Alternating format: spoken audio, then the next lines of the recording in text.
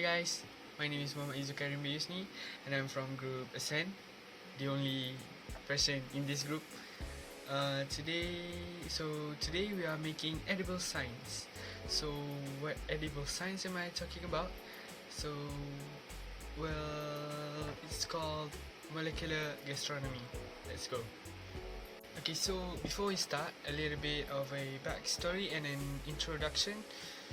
So why I choose this project? Well, it's because I was watching an anime.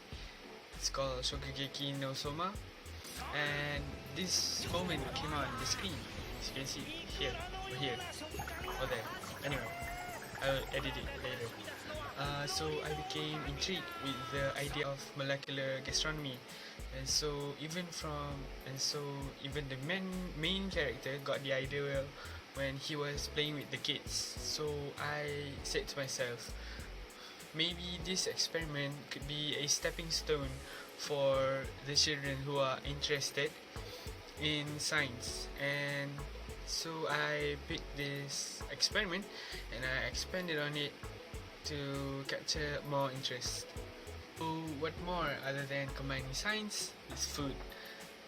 In the anime, as you can see here, the main character Soma used bento and used this technique to enhance his food. So I started to search for my own recipe, not my own recipe, I mean a recipe that I can use this technique on. And I began searching for Malaysian food because it's national, right? Maybe I could use nasi lemak, or maybe I could use it or bihun, I don't know, laksa. The idea was to capture children interest. What more other than combining food, science and dessert. So I choose the ais kacang as my recipe to use this technique.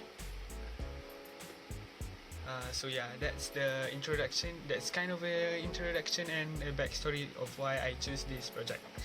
So the objective of this project, as I said before, it is to give children a fun excuse to be introduced with science and the things that science can do. The list of material and apparatus: ice, Milo, condensed milk, grater, container, cup, calcium lactate, sodium alginate, blender with spoon, toppings, syrup, milk, fridge, scale, water, bowl, and evaporated milk. Now we have the entire procedure of making the modernized ais kacang. First, we weigh 250 grams of diluted condensed milk solution, and then we weigh 1,000 grams or 1 kilograms of water, and then we weigh 5 grams of sodium alginate and 6 grams of calcium lactate. We mix the 1 liter of water with 5 grams of sodium alginate and mix 6 grams of calcium lactate into 250 grams of concentrated condensed milk solution. We blend it together, both of them. After we finish blending, we line up the sodium alginate bath alongside 2 water baths. In this for the purpose of this video, I have colored the condensed milk with a yellow dye. Okay, next we gently scoop out the concentrated condensed milk solution with a round spoon and shaping it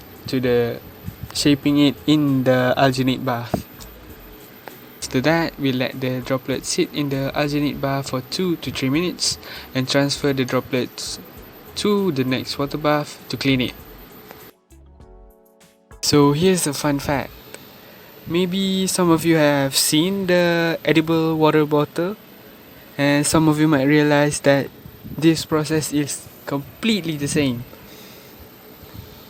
And yeah, this is also one of my ideas when I got first into searching about molecular gastronomy. And so yeah, I also tried making one, and here's an example of one, and here's the video. So here's the final step, assembly of the ice kacang. First, we prepare the ice, grater, and the toppings. Next, we take the ice out of its container and begins to shave the ice.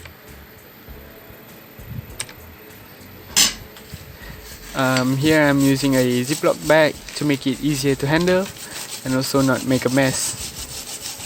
Next, we take the ice, segregate the other ice, the other flavor I've made.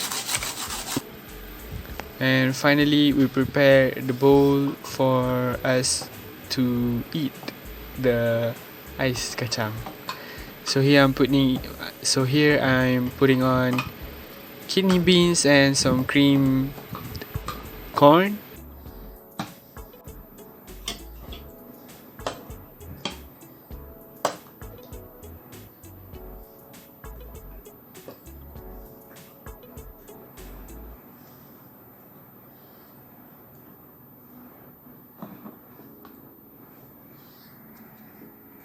So here I ran to the fridge to get the shaved ice cream back to prevent it from melting, and I scooped it out, put it on the bowl to serve. Put on some more toppings, and for traditional sake I put on some rose syrup for looks.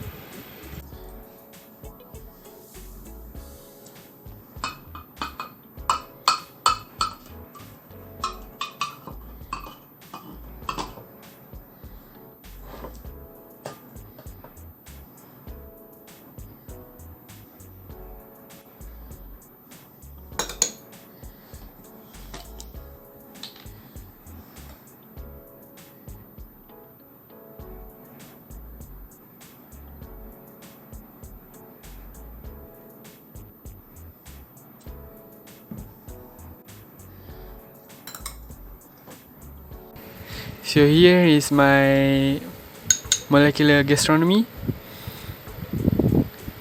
The droplets I've made looks like mango actually, which is kind of good, I think. So yeah, and this is the final result.